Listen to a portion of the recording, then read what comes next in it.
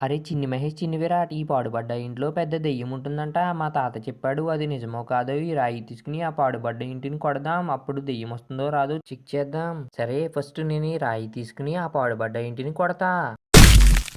అరే చిన్ని పుష్ప, నువ్వే కాదు నేను కూడా కొడతా.